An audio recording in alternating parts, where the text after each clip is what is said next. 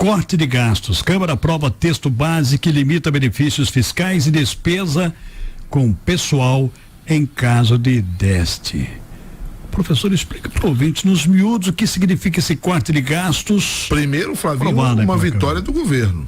O governo ontem massacrou dentro da Câmara dos Deputados. 318 votos a favor contra 149 contra. Isso é muito positivo? É muito positivo, Flávio. Bem positivo mesmo. O governo estava conseguindo 260, 250.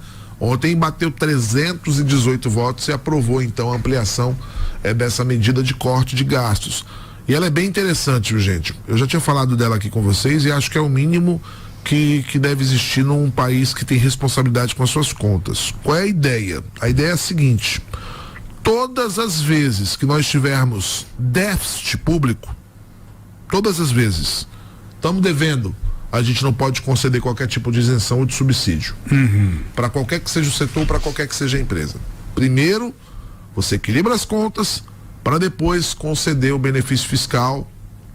É essa a ideia da emenda que foi aprovada ontem e é o primeiro ajuste do pacote de corte de gastos que foi enviado pelo governo ao Congresso Nacional. E é o certo a se fazer, professor? É o certo, Flávio, porque você imagina, você tá sem arrecadar e ainda faz isenção para cá, para lá, e muito dessas isenções também falta transparência, né? Por que isenção? Por que a empresa X trouxe a isenção ou conseguiu a isenção de imposto por 10, por 15, por 20 anos?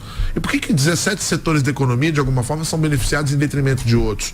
Então, eu entendo que os subsídios são importantes em algumas das áreas, mas eles não podem ser também como a gente trouxe aqui, a casa da mãe Joana, né? Tem que ter critério e tem que ter, antes de tudo, uma organização para entender que quando você abdica de receber o imposto, tu obviamente está pressionando a conta pública. Cá para nós, né? Nós, pessoas físicas comuns, a gente acaba tendo que pagar imposto além do limite.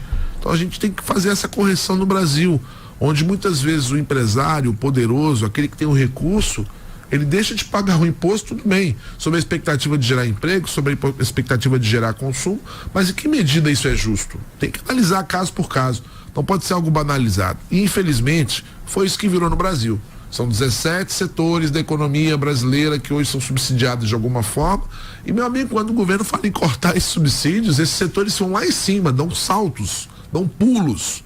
Então precisa realmente rever todos esses subsídios e precisa fazer uma regra mínima. É simples. Quando eu tiver em débito, não há concessão. Se eu estiver devendo, se o Estado estiver devendo, não há subsídio.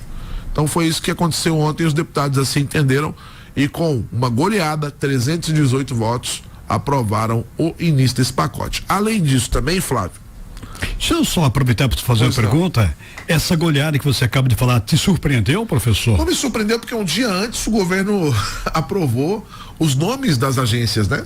Perfeito, que era uma reivindicação, né? E na semana passada o próprio governo, junto com o Flávio Dino, flexibilizou um pouco a regra da transparência para liberação de emendas impositivas. Então aí, Flávio, em 3 eventos você consegue perceber como funciona a política brasileira. Aí ficou previsível o resultado. O governo cedeu na emenda, o governo cedeu na indicação das agências nacionais e, obviamente, no dia seguinte teve uma votação estrondosa dentro do parlamento. Surpreende 0 pessoas. Não dá para se surpreender com isso. Mas outras 3 situações interessantes que foram colocadas, Flávio, dentro da aprovação. E aí, por isso eu acho que é uma vitória do governo. Sim. Limita o aumento de gastos, limita também o aumento de gastos com pessoal. Ou seja, se você está com as contas desajustadas, você também não pode contratar gente. Certo.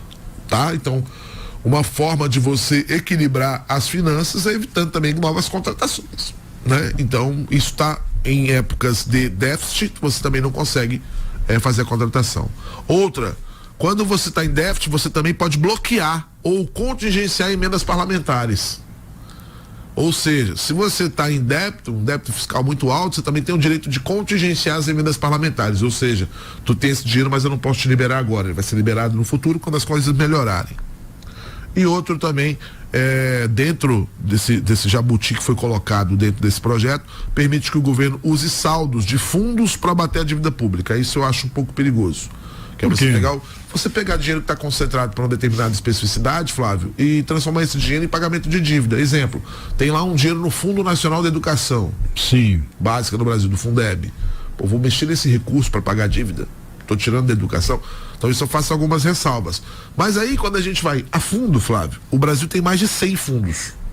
É muito, né? É muito fundo. Tem fundo para socorrer banco, tem fundo para você capitalizar despesas com juro. Então acho que tem fundos que você realmente pode pensar em fazer algum tipo de ajuste, corte ou contingenciamento.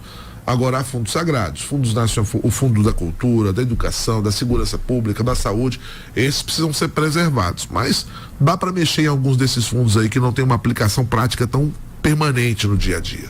Enfim, foi uma boa votação do governo ontem e um primeiro projeto, no final das contas, apesar dessa questão dos fundos, ainda melhor do que a gente tinha até hoje.